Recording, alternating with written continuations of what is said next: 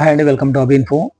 ఈ ఇందిరమ్మ ఇండ్లకు సంబంధించి చాలా మంది అయితే డౌట్ అయితే అడుగుతున్నారు. ఇందిరమ్మ ఇండ్లకు సంబంధించి బెనిఫిషియరీ లిస్ట్ అయితే రాలేదండి. ఇంకా లిస్ట్‌కి అయితే టైం అయితే పడుతుంది. ప్రెజెంట్ మీకు ఏదైతే సర్వే ఉందో సర్వే అయితే కొనసాగుతుంది. సర్వే 100కు 100% పూర్తయిపోయిన తర్వాత ఇందిరమ్మ ఇండ్లకు సంబంధించి లీస్ట్ అనేది రాబోతుంది. ఈ లీస్ట్ వచ్చిన తర్వాత ఎవరైతే ఇందిరమ్మ కమిటీలు ఉన్నారో కమిటీల ద్వారా మిమ్మల్ని అయితే ఎంపిక చేస్తారో తర్వాత అయితే ఈ ఇందిరమ్మ ఇండ్లకు సంబంధించి అమౌంట్ అయితే వస్తుంది. చాలా మంది అడుగుతున్న కామెంట్స్ బట్టి నేనైతే వీడియో చేస్తున్నాను.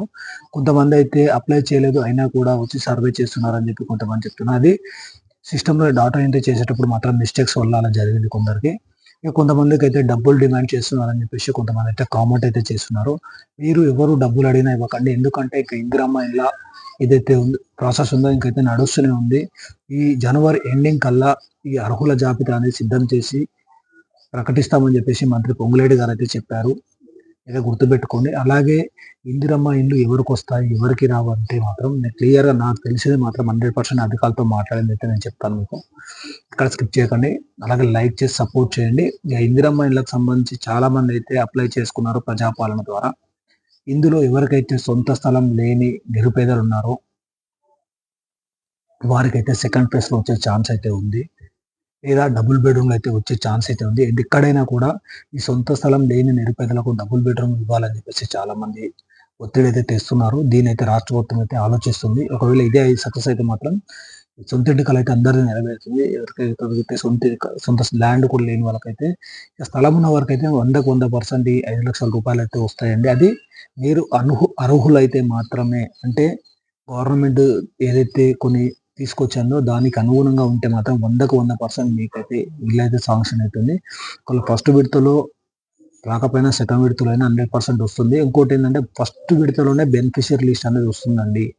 మళ్ళీ సెకండ్ వెరిఫికేషన్ ఏముండదు. ఈ ఏదైతే 3,500 ఇల్లు పంపిణీ చేస్తారో తర్వాత సెకండ్ ఫేజ్‌కి ఎవరైతే రెడీగా ఉన్నారో వారిలోంచి మళ్ళా కొంతమందిని తీసుకొని ఇట్లా విడతల వారీగా అమౌంట్ అయితే ఇస్తారు.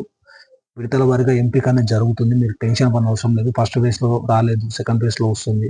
సెకండ్ ఫేజ్‌లో రాదు, థర్డ్ ఫేజ్‌లో వస్తుంది. ఇలా అంటే స్టెప్ బై స్టెప్ అనేది మూవ్‌మెంట్ అయితే ఉంటుంది. ఇప్పుడు ఇట్లా మనం గతంలో డబుల్ బెడ్‌రూమ్ చూసాం. ఫస్ట్ ఫేజ్‌లో కొంతమందిది, సెకండ్ ఫేజ్‌లో కొంతమంది, థర్డ్ ఫేజ్‌లో కొంతమంది, ఫోర్త్ ఫేజ్ వచ్చే వరకు ప్రభుత్వం మారింది. అది అలాగే ఉండిపోయింది. అంటే 100% వస్తుంది. బట్ ఏంటంటే వెనక ముందు ఇదైతే గుర్తుపెట్టుకోండి. అలాగే మీకు తెలిసిన వాళ్ళకి కూడా చెప్పండి. అలాగే మీకు సర్వే కాలేదంటున్నారు చాలామంది. సర్వే కాకపోతే మీకు సంబంధిత ఎవరైతే ఎంపీడీఓ ఉంటారో, ఆర్డీఓ గారు ఉంటారో, అలాగే ఎంఆర్ఓ గారు ఉంటారో, మీరు ప్రజాపాలనలో అప్లికేషన్ చేసుకుంటే మాత్రం ఆల్రెడీ మీ దగ్గర రిసిప్ట్ ఉంటుంది కదా!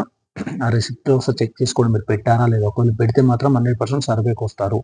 ఒకవేళ రాకపోతే మాత్రం మీరైతే వెళ్లి కలవండి. సరేలే మేము అప్లై చేసాం. మరి సర్వే అయితే క్లోజ్ అవుతుంది. చాలా రోజుల నుంచి నడుస్తుంది. కొద్ది రోజుల్లో క్లోజ్ అవ్వబోతుంది. మరి మాకు సర్వే చేయలేదంటే వాళ్ళొచ్చి సర్వే చేస్తారు. మీకేమైనా డౌట్స్ ఉంటే నాకు కామెంట్ సెక్షన్‌లో కామెంట్ చేయండి. వీలైనంత వరకు రిప్లై ఇస్తాను. అలాగే డబ్బులైతే ఎవరికిచ్చి మోసపోకండి. ఇందిరమ్మ ఇళ్ళకి సంబంధించి గాని, డబుల్ బెడ్‌రూమ్‌ల గురించి గాని, గవర్నమెంటు మీకు ఫ్రీగా ఇస్తుంది. అలాగే ఏవైతే పెండింగ్ పనులున్నాయో అవి కూడా పూర్తి చేసి డబుల్ బెడ్‌రూమ్ కూడా పంపిణీ చేస్తామని చెప్పేసి మంత్రి పొంగులేటి శ్రీనివాసరెడ్డి గారు కూడా చెప్పడం అయితే జరిగింది. అలాగే చాలామంది ఈ బెనిఫిషియరీ లిస్ట్ వచ్చిందని చెప్పేసి అనుకుంటాం. బెనిఫిషియరీ లిస్ట్ రాలేదండి ఇంతవరకైతే. ఇంకా టైం అనేది పడుతుంది. ఇది నేను చెప్పాల్సింది. Thank you for watching అబిన్ఫో.